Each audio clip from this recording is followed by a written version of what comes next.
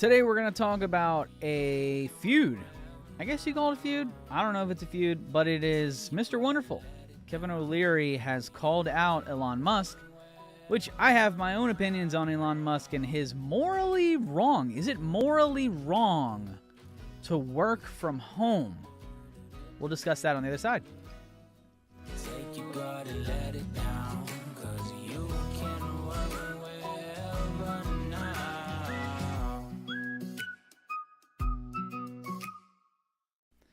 What's up, guys? Welcome to the Work Wherever podcast. This is a podcast where we talk about artificial intelligence, automation, the ability to work wherever so you can live every day like it is Saturday. And we've come under some fire. Not necessarily this podcast, but the ability to work wherever has come under some fire by kind of an unknown. Well, not an unknown. He's very well known. But an unknown reason as to why Mr. Musk hates remote work so much. It's pretty weird. For those of you who are not familiar with what it is that I'm talking about, Elon Musk went on a news outlet, I believe it was Fox News, where he was quoted as saying that those who work from home are morally wrong, and that it's not fair that some people get to work remote where others don't. And he called the movement morally wrong, saying that it was that people need to get off their high horse, that how dare you think you're better than other people, that you get to work remote and others don't. Which I don't understand where this comes from Musk. It is pretty weird. It's a pretty weird conversation to be had.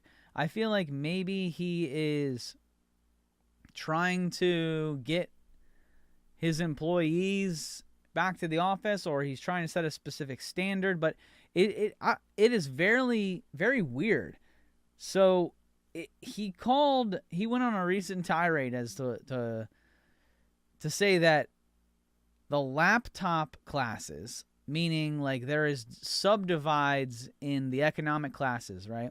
So you have the different classes he calls it the laptop classes, meaning that there is a certain person who works off their laptop, calling remote work morally wrong, and said the laptop classes are living in la la land, is what he said. This was during an interview with CNBC. Sorry, I said Fox, but it was with CNBC. Musk said that he thinks it's unfair that remote workers are able to work from the comfort of their own homes, while the people that make their cars or food have no other option but to physically go into work every day. Following his comments, many tech workers took to call Musk a hypocrite and poke fun at his billionaire status. Morally wrong, a Meta worker wrote, blah, blah, blah. So people went after him. I was no short as taking to the internets to call it one of the worst takes I've ever heard. I mean, this is from a man who now runs a tech business, one of the largest tech companies in the world, in Twitter, calling those who work from home a morally wrong. Now, I have long viewed remote work and the ability to work from home as a benefit. It is certainly not an expectation. You shouldn't expect it out of your employee or out of your employer. It's a benefit that your organization provides to you. Just like health insurance is a benefit. 401k is a benefit. Dental insurance, vision insurance, educational support, providing of laptops. There are all kinds of health and wellness benefits. There are no shortage of benefits out there. I see remote work as another benefit. Now, as an employer, as somebody who has built a business, I see remote work as an asset. I save money. For every individual that works from home, that means less money that I have to spend on an office location. They have their own office location.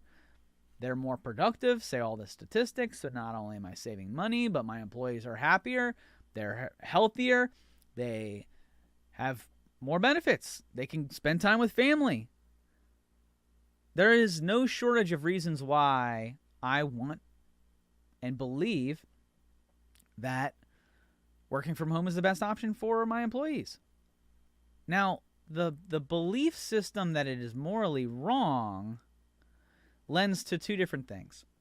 One, it's calling a benefit morally wrong. So those who do not have health insurance, is it fair that they don't have health insurance? Probably not. Maybe. But is that to say that anyone who works a job that does get health insurance is morally wrong? It's morally wrong to offer health insurance to your employees? Is that what we're saying now, Mr. Musk? Because that's remote work. Remote work is a benefit. Not everybody gets health insurance. In fact, farmers, the people who make your food, if you're going to point to those individuals, they can't work remote, but they also probably don't get health insurance from some big corporation, right? They're self-employed. Those of us who are self-employed and own organizations and own businesses know how difficult it is to get health insurance in the first place. It was very difficult for us to get health insurance. You had to hit certain metrics, and nobody wanted to do business with a small business in the beginning. I mean, this was 7 or 8 years ago when we were trying to get health insurance and vision and dental, and we didn't get 401k until we were halfway into being an organization. More than that, I think we're only like 2 or 3 years into 401k. So, but is that to say that anyone who offers 401k, it's morally wrong to provide these benefits to their employees? Not everybody has 401k. Do these farmers, do these people who are providing jobs, these people who are making the cars, do they have 401k stock options? Does Tesla have 401k stock options for every employee that works for them? I don't know that. I would doubt it. But if you do offer that to your employees, is that seen as morally wrong because some other manufacturing organization doesn't offer those same benefits? Is this where we've come to as business to say what is morally wrong as to what you can offer your employees? Now, I believe that every organization should explore the opportunity to provide remote work to your employees. I know that not everyone in every single form or fashion can provide remote work to their employees. If you are in car manufacturing and you have to physically build cars and you have to be there to build something, can you work remote? No, you can't. But there are certain organizations that do provide certain individuals the opportunity to work remote. Does that mean that the people who work remote are always the highest paid individuals? That is also not true. Just because you work from home or have the ability to work from home doesn't mean that you are the highest grossing individuals. Do people who work from home typically make more than those who will go into the office? That's the trend. That is what the trend has been over the last 10, 20 years. If you are in a position to work from home, you are probably in a higher grossing position, which is a good statistic to have. But that doesn't necessarily mean that that is the trends going forward.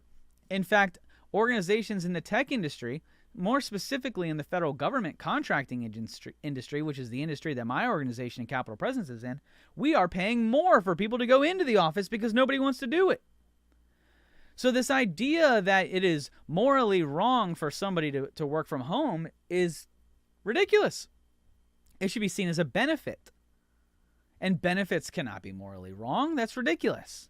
So where does Kevin O'Leary come into all of this? So Kevin O'Leary was on CNN and went after Elon Musk and had his own belief system behind remote work. In fact, he said that he prefers employees to work from home. Kevin O'Leary said he doesn't believe remote work is morally wrong and sees it as a cost saver for the employer. For those of you who don't know, Kevin O'Leary, Mr. Wonderful, he's from Shark Tank, he's a serial entrepreneur, owns all kinds of different businesses. He's one of my favorite characters on Shark Tank, and yes, I did just call him a character. One of my favorite entrepreneurs on the show. He's not my favorite on the show. I'm a big Mark Cuban guy. But, Mr. Wonderful is great. He's been a huge advocate for remote work really since the beginning of the pandemic. He's gone on multiple shows talking about how he wants all of his employees to do it. He said that 40% of his companies are never coming back to the office. This guy owns a ton of businesses. And why would they? Why would they go back if they didn't have to? Does that mean that's morally wrong? Now, if you look at it simply as a cost savings for the organization to say, we don't want you to come in, you have to work from home, maybe there's some sort of morals or ethics associated there to say, no, you have to provide yourself a computer, you have to provide yourself a workstation, you have to work from home. But that's not the position that most organizations, certainly not on this show, that we are taking when we're talking about remote work. We're talking about a benefit to be able to make it home to eat dinner with your family. How many times has a father missed, or a mother missed dinner because they had to work late? How many plays, how many recitals, how many practices, how many missed opportunities of coaching, how many, you name it. How many times have we missed family activities simply because we had to physically be at a place of work? And so now that we have the opportunity to change that in many instances, can we change it in all instances at right this second? No, absolutely not. But just because we can't do it for everybody doesn't mean that we can't do it for somebody and help somebody out. And like I mentioned before, this isn't a laptop class in a sense of financials. There are certainly database administrators out there who are doing data entry that are not making as much as, say, a mechanical engineer who works on vehicles that has to physically be at a location. So it is not an economical. It is not a divide based on money, based on how much somebody makes. So to call it a moral issue is ridiculous. Kevin O'Leary went on to say, you can't, this is according to an interview that he did with CNN, you can't tell me this doesn't work, he said. In fact, I want to do more of this because I'm reducing my costs of real estate. That's what we talked about, which is the entire cloud movement. You're transferring your capital expenses to operating expenses. Instead of owning physical real estate where your servers have to live, paying your AC bill, paying your electrical bill, paying for security to manage and maintain your servers in a specific building, you move them to the cloud. And now you have transferred your capital expense, physically owning those servers, into an operational expense, is to say, how much do I actually need to use these servers? That's the cloud. You're simply transferring that model into your human capital now. To say, hey, I don't need to have a building for you guys to report to. You guys can do this from home. So why wouldn't I do that? Nobody wants to come to the office really anyways. Let me rephrase that. A select few of individuals actually enjoy coming to an office space anyways. Now, when we get to the office and we're around like-minded individuals and there are certain energies and there are certain collaborations that members like and enjoy, is that a good part of business that we should adhere to and continue to push and ensure that it thrives within organizations? Absolutely. At Capital Presence, we do this twice a year where we have meetups where people get together. We physically are in the same space. We rented an Airbnb together. Last time we were here in DC, we went on tours. We did collaborative exercises together. We went over SOPs. We had a guest speaker who came in and spoke to my team, and we did things together. And we were, I believe it was about 3 days, and everybody was feeling energized, and then went back home, and life was good. There's a big difference between that and having to sit in an hour, an hour and a half, 2 hour commute every single day, missing breakfast with your kids, missing the ability to potentially homeschool, which, oh, by the way, Mr. Musk does homeschool all of his children. Could that not be seen as morally wrong? Not everybody has the ability to homeschool their children. Mr. Musk does. He has the opportunity to homeschool his children. He's homeschooled every single one of them. In fact, he created a homeschool program for I believe it was for Tesla employees. And one of the members of the Tesla organization started, I believe it's called Synthesis, which is an application that we've touched on this show during our homeschool episodes. So this idea that something that exists for some and not all is morally wrong is simply incorrect. That's not how the world works. That's just simply not how it works. Organizations provide different benefits to different people and different employees, even within their business. To say, if you are this, you can have these benefits. If you are this, you have these benefits. In fact, if you are a less than a full-time employee, most organizations don't pay for your health insurance. Is that morally wrong? Is it morally wrong to say if you don't work 30 hours a week that you don't get health insurance? Or 401k? What about them? Or taxes? I believe if you work less than 30 hours a week, then you don't even have to be a W-2. You can be a 1099, and then the employer does not pay for your taxes. Is that morally wrong? Where do we draw the line here? Is it simply remote work? The reason why I believe that Mr. Musk says that he doesn't want people to work remotely is because he has an emotional connection, an emotional tie to control. I believe Mr. O'Leary, Mr. Wonderful, I think he made mention of that. I looked for a quote in this article that I'm reading on Business Insider. He doesn't necessarily say. I get the idea that you want collaboration between engineers, O'Leary said of Musk's companies. They're sitting around trying to solve design problems or whatever, but it has nothing to do with other 10 sectors of the economy, which have already made a decision. The article goes on to say Musk has already taken strides to bring his workers into the office, which, by the way, Tesla does have a remote policies now. Last year, he told Tesla workers to return to the office full-time or quit. That was a very small time period. They actually do have remote work now. I know multiple members who work for Tesla that are now working from home. He has also called Twitter staff back to the office. I actually did a podcast on that about him bringing Twitter employees back. I thought that was the right move at the time because you were disrupting a culture, a very toxic culture at Twitter that led to a lot of mishandlings, we'll say, and he was trying to disrupt a culture. Tech workers, I'll just read the rest of the article here. While tech workers have spoken out against Musk's comments on remote work, other tech companies have also taken similar steps to bring workers back to in-person. I believe there were other Silicon Valley members who came out and said that they needed to get people back into the office. I believe the CEO of OpenAI and ChatGPT had talked about how it was a bad thing to have remote work, and that's a war that we're starting to have. And here is the reasoning behind it. Here is the case against remote work, if you will. The case against remote work is, how do I know that they're dedicated on what I'm asking them to do? How do I know that what they're working on isn't only my stuff? How do I know that they're even working? How do I know they're not charging me for empty hours? That's the case against remote work.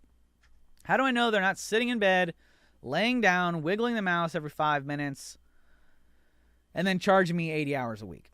How do I know that? The answer is you don't. You don't know. How do you know that somebody that commutes to your office and sits in his office is putting in 80 hours of work? How do you know then? How do you know any of your employees are actually putting in the amount of time that they say that they are? You don't. Remote work is no different. What you do know, and if you are going to implement remote work into your organizations, is you need to have KPIs. You need to make sure that your staff, your employees, are hitting the metrics. And if they're producing. Because if they're producing, why do you care? And I've long said this, that I believe that we're going to transition as an economy from a time in, time out to a production-based economy. It's no longer going to be, did you put 80 hours in this week or this pay period? Did you put 40 hours in this week? Oh, you put 60? Oh, you put 30? Who cares? It's production based. And there's something called the Fibonacci sequence where they go over level of effort and you do scoring so to avoid burnout. I actually interviewed somebody today who asked about overtime. They said, hey, my last organization that I worked for, they were very demanding. This is what he said. I was like, this is when I knew that he wasn't going to be a fit. They were really demanding, and they would ask for unrealistic turnarounds, and then when I would come back and say that I needed overtime, they wouldn't approve it. Do you guys approve overtime? I said, no, we don't do overtime. Why do you need overtime? If you're scoring appropriately, and this is my explanation, if you're scoring appropriately, meaning we have tasks, this is what you have to accomplish, okay? And our cap for a 2-week period sprint is 20 points. That's the Fibonacci, right? So 21 would be the Fibonacci score. If it's a 21, you need to break it down. So 20 points per person. You said, you scored everything in here and said that all of these things add up to less than 20 points. 20 points is 2 weeks. So you said you can get these done in 2 weeks. I didn't say that you can get these done in 2 weeks. I didn't score these. You did. So then why do you need extra time to do something that you said that was going to take less than 2 weeks? Also, in our industry, in the federal government industry, it comes down to what's referred to as fixed firm price. The government pays us a certain amount, and that's what it costs. Now, are there certain instances where overtime has to exist and you have to approve overtime? Yeah, sure. Am I saying that if you work more than 40 hours a week, then you're not going to get, and I'm demanding that of you and you're not going to get paid overtime? No. What I'm saying is that if you balance your workload and you are scoring your workload and you are over-communicating, really, what it is that you have to do in a 2-week period, and you're over-communicating with the client as to expectations and managing expectations, you shouldn't need to do overtime. You should be able to get your work done in a 40-hour work week in a production-based economy. To say, I am producing this.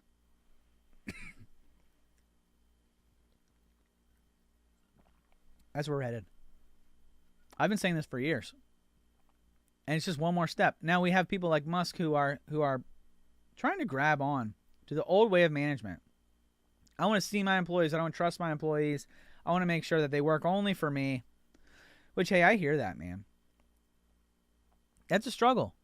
When you have employees that you believe might be working extra contracts, they might be hanging out with their kids at home and not sitting by the computer. They might be, educating the future of America, doing some homeschooling activity instead of developing something. How dare they, right? How dare they spend time with their family and educate their children for 30 minutes instead of working on something for you, that report? How dare they? This argument is mind-blowing to me. In the same breath we say that remote work is morally wrong, but then we say that corporations are what's wrong, that it's greedy. So why would we do that? Why would we send people away from their family, away from an area where they can control their mental health, away from the possibility of spending more time with family, traveling, and making memories? Why would we strip them of that to send them back to an office space where they're then controlled and there are a number of check-in and for a large organization, but then call them spending with their time with their family morally wrong? It doesn't make sense. Are you following this at all?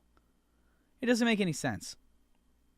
This is just another case of a manager, in this instance, a very smart individual in Elon Musk, who can't get out of the idea of having to see his employees and maintain control in all aspects of a business. And it's going to we're going to see more and more of this. We're going to see more and more, especially in the tech industry, of organizations who are saying, get rid of remote work, bring everybody back. I think it's politically motivated. I think that these cities, if you look at where most of the tech organizations are, they're in California. Where was Tesla from? Tesla was California. Now they're in Texas. But these organizations are California-based, left-leaning cities. And so why would left-leaning cities want to go against something that is seemingly more progressive in remote work? And I think it is simple. I think that is to rebuild the democratic cities. I think that the cities are losing a ton of money. We did a podcast where we talked about New York and how they'd lost $14 billion that they pointed to remote work, saying that was the issue. If you look at San Francisco, heroin is a huge problem in San Francisco. Homelessness is a huge problem throughout really all of California, but San Francisco is in big trouble. That's like the capital of technology, you could argue. So we're not done. We're not done with this. Guys, hope you enjoyed this episode. We're on all social platforms. If you have any questions, we'll start answering some questions on here. Hit the questions in the comments on the YouTube if you're following us on YouTube. Like and subscribe on all of our podcast platforms, Spotify, iTunes, wherever your podcasts are found. You can go to goworkwherever.com to catch up on all episodes and learn about all the things that we're doing over there, including taking some personality quizzes to see where you fall on our scale. Maybe you're an innovator, maybe you're a laggard, and then when you find out your personality, you can listen to the show and see who I'm speaking to, and if you're one of them. Guys, thanks for hanging out. Until next time, see you.